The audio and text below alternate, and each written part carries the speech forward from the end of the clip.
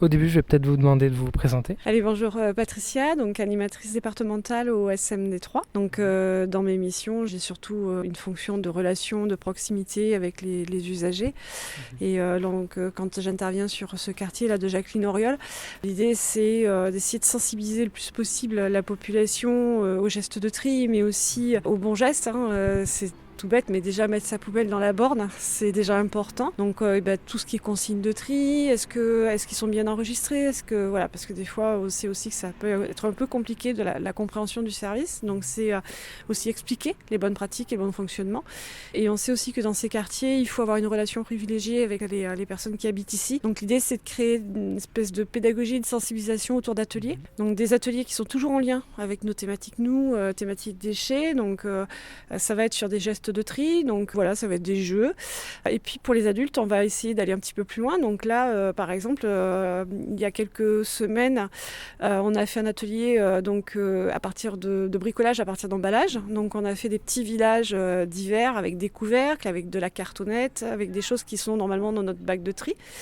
Donc ça permet de discuter en fait. Voilà, on bricole, mais on discute surtout des questions de tri. Et là, ce soir, en fait, on va être sur un atelier cuisine anti-gaspillage alimentaire. Donc on va être sur de la vieille pomme, de la banane qui est plutôt flétrie. On va être sur des kiwis un petit peu ratatinés.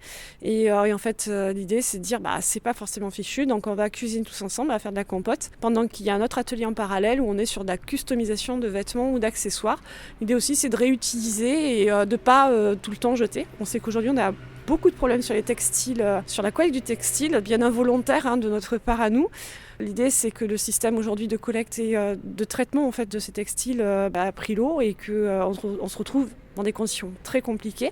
Mais il faut quand même continuer à sensibiliser la population en disant qu'aujourd'hui, on est dans un mode de consommation où on jette énormément et c'est pas forcément une bonne idée. Il y a plein d'autres choses à faire avant de jeter. Est-ce que tout le monde peut venir à ces ateliers ? Alors nous, c'est ouvert, il n'y a pas de souci, mais c'est vrai que la communication est faite plutôt dans la proximité. On n'élargit pas forcément le champ de la communication, mais après, si des personnes de la commune ou des personnes qui entendent parler de ces ateliers peuvent venir aussi en fait dans ce lieu qui est plutôt magique puisque c'est un regroupement d'artistes. C'est-à-dire que moi, j'intègre ces locaux pour faire des ateliers cuisine alors que c'est juste normalement un local pour les artistes.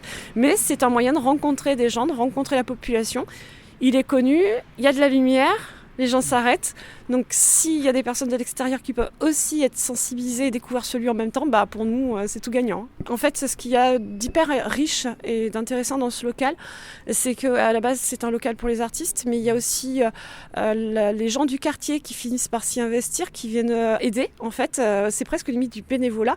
On se retrouve avec des gens qui viennent nous aider sur nos propres ateliers. Donc en arrivant plus tôt, il y a des gens qui viennent et qui vont se porter volontaires pour vous aider à la mise en place de l'atelier. Donc il y a une espèce d'émulation dans ce local qui est hyper intéressante et hyper enrichissante. Merci beaucoup.